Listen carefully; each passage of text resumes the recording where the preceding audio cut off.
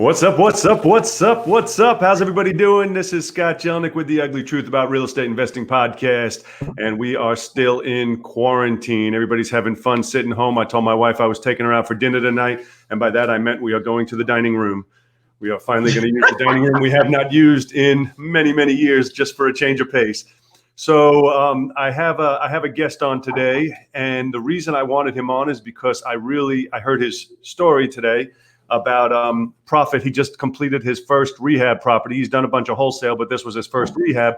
And along the way, it seemed like everything that could possibly go wrong has gone wrong, and still turned a great profit on it. And so when he was telling me about it earlier today, I was like, ooh, let's get together and do a podcast, shoot a video on it, because I thought this was a fantastic story. So Dennis, welcome. How you doing today? Yeah, only my friends call me Dennis, so. All right, Evan, how you doing? I'm pretty good, Scott.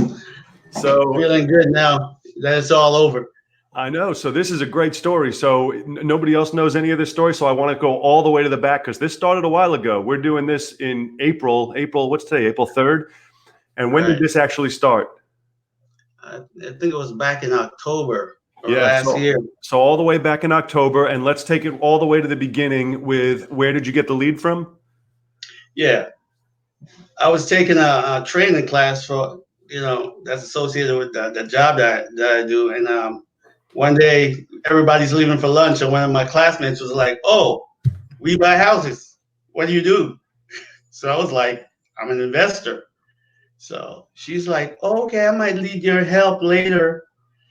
I was like, "Okay, we talk after you get back from lunch." And we talked, and she was like, "Oh, I need your help really bad," because she just got back from Japan, bought a brand new house, had the tenant in the other house, didn't want to pay rent. And she had all these expenses and these other things that, showed up in her life. And she was like, "I cannot pay this guy to way through that." So I'm like, "Okay, I can help you with that." So that's when let me clarify something you just said. Was it off of a magnet or shirt? You said she saw We Buy Houses. Where did she see it? No, I had the magnet. I'm on the back of my truck. Magnet on your truck. Okay, that's what I was clarifying. So the lead came off of a magnet. Okay, fantastic. It's somebody that you worked with. Yes. And go ahead. And after she told me her story, and one of her tenants wasn't paying rent, she said, "I can't afford to do this." I said, "Well, hey, I'm an investor. We can help you out with that." And then I called you that afternoon. I was like, "Hey, I think I found my first subject to," and it was a perfect deal for subject to. And she agreed. I told her about it. I said, "This is what we could do for you. I can just take it over, and you won't have to worry about it anymore. And when it's all said and done, now you won't have to pay the mortgage." Yeah, because she was this is her biggest thing. She kept saying, "This mortgage, this guy is not paying his mortgage. I can't do this. I can't." So I was like, "Yeah, subject to, I take over your mortgage." And she was so happy when I said that. I saw her eyes like lit up. I was like, "Okay, great. Motivated seller." So you took over her mortgage and then proceeded to rehab the property. Yeah. Initially, I was going to go ahead. Initially, I was going to wholesale it, and I always wanted to do a rehab, and you kind of nudged me that way. So that's why this particular one was perfect for a rehab, because you were able to do sub 2. It had a good enough margin in it. So now you closed on the property. So all you have to pay, there's no hard money involved. You have to pay the monthly payment on the mortgage. And now tell me your story about rehabbing, because I remember the first time we ran into you, you were like a week or two into the rehab, and you were like, "Oh man, I got this down. It's going to be done in a week. I get these great guys." And then I remember like 2 weeks after that, you were like, "Scott, everything you told me." So go ahead, tell us the story about you started the rehab and go. Yeah. So I started the rehab, and it was a friend of mine that's been rehabbing in this area for about 35 years. I've known this guy. I've been to a lot of his rehabs. They're beautiful. So I'm like, great. So I did all my due diligence. I did that sheet. Damn, what's the name of it? I can't remember the name of the sheet now. The raw form for your estimate? not the raw, not the estimates or anything like that. That the sheet that he's got, the work he's got to do every week and Okay, complete it. scope of work. The scope of work, yeah. Right. I did the scope of work and all that, and had everything laid out. He signed it. I signed it. I was supposed to go, and he agreed it would be 20K from start to finish. It would take he said like I think it was like 30 days. 30 days back in October. Okay. And he started first thing, even though I did my duty, the scope of work, because I knew the guy, he started the first week, people all over the place, digging up the floors, taking all the stuff out. So I'm like, oh, so I gave him a big check. It was like, I gave him first $5,000. Boom. All right. Before that week was out, they had all this stuff dug up and whatnot. So he came and he was like, well, and I gave him another check. Now, what I didn't know was this certain person too also does this thing out in town. He always do every year. It's a tournament that he put on, but I didn't remember nothing about that. So I wasn't thinking anything about that. So about 2 weeks into the rehab, everything is tore out and all that. Now stuff's supposed to come back in and start putting stuff.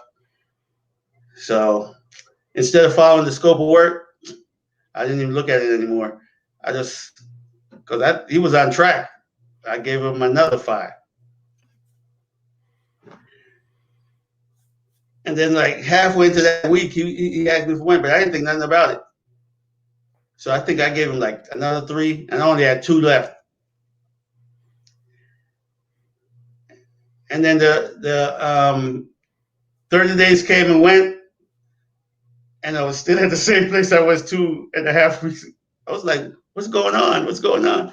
He said, oh, I need some more cash. I said, cash? I said, you're supposed to have your own cash anyway.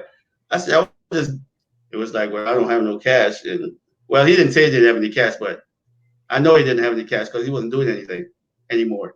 I think he was trying to get another deal through so he could use that money to do my deal.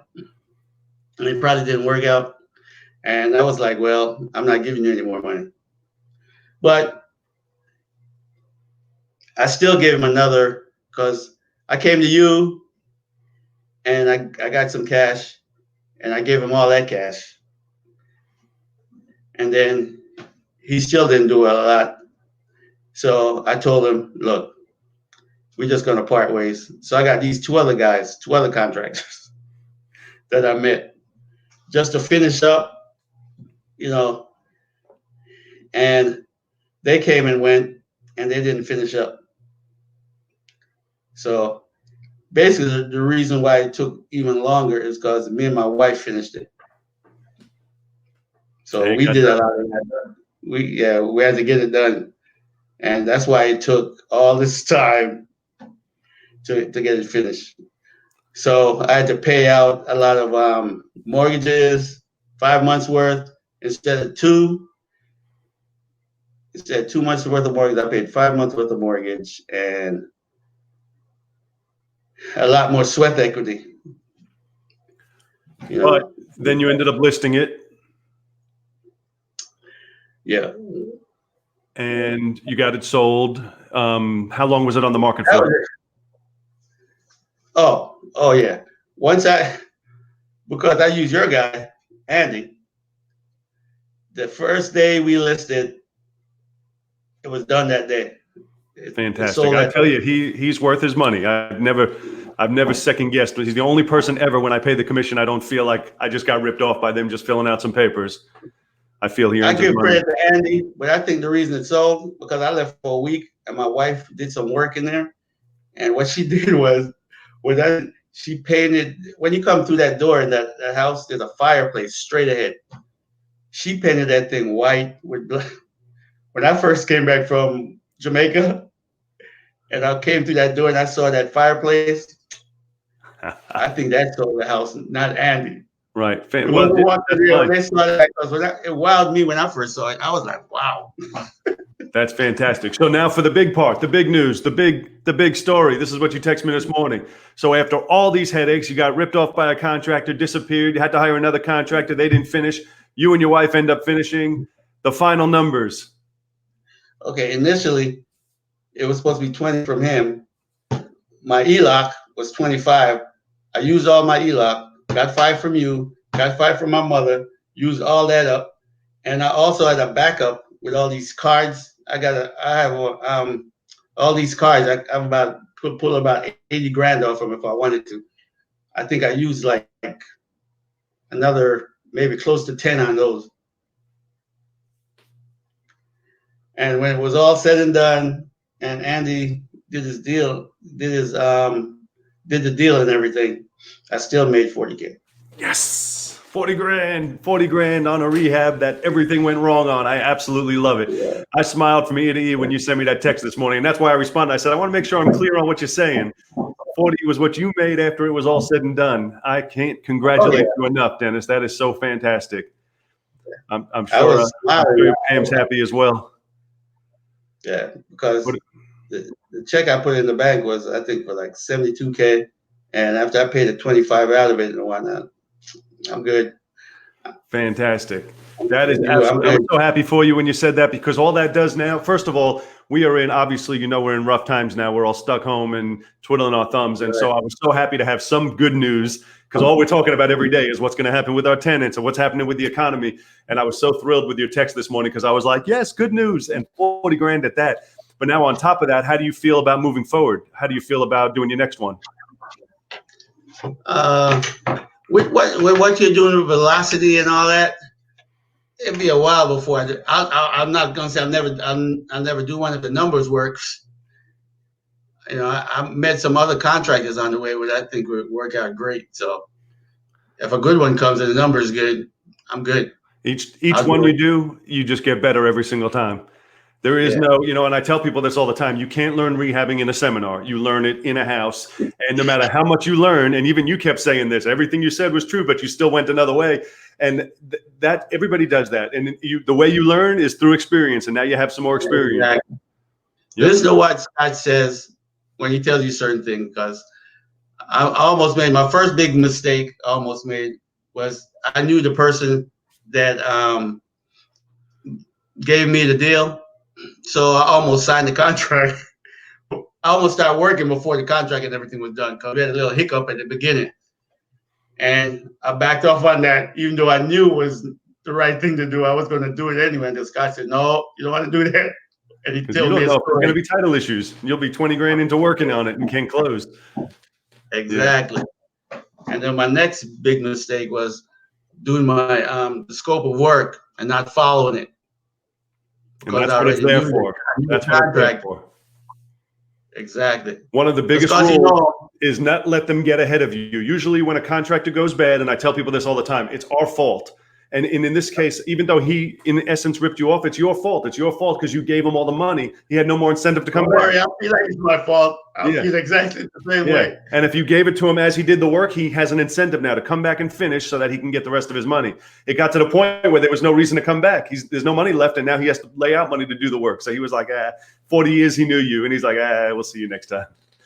Yep. All right. Well, Dennis, that is a fantastic story. So if you have advice for somebody new getting started, ready to rehab their first house, what's the big tip, big takeaway, big thing you learned that you'd want to share? The biggest thing is get the right contractor. And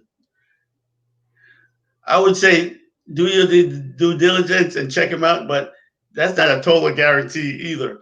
But just try to get the right contractor. Somebody that will do right by you. And saying that, there are good contractors out there, but there's a lot of bad ones. So true, but we got to say, even through all of that, $40,000. I'm thrilled with it, Dennis. I couldn't be happier for you. Congratulations. Thank you for coming on and doing the video. Give Pam a big hug and kiss for me. And I will see you soon. Congratulations. I could not be absolutely any happier for you. I was so happy when you sent me that text this morning. So congratulations on that. All right, Scott. You guys enjoy the weekend. All right. I will see you soon. Have a great day. Take care.